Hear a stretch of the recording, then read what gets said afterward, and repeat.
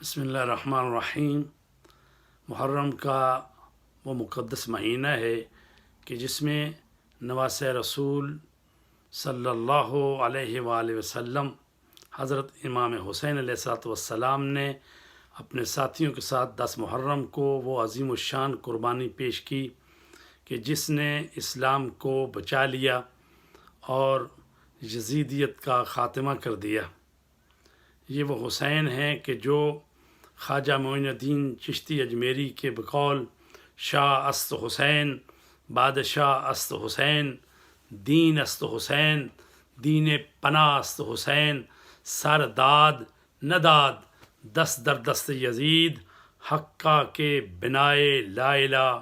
است حسین۔ تو حسین لا الہ الا اللہ کی بنیاد ہیں۔ حسین وہ ہستی ہیں کہ جنہوں نے اپنا سب کچھ اللہ کی راہ میں دے کر اسلام کو بچا لیا۔ آج نمازیں قائم ہیں، آج روزے قائم ہیں، آج زکوٰۃ اور حج قائم ہیں، تو امام حسین علیہ السلام کی اس عظیم قربانی کی وجہ سے کہ جو انہوں نے کربلا میں پیش کر دی، اور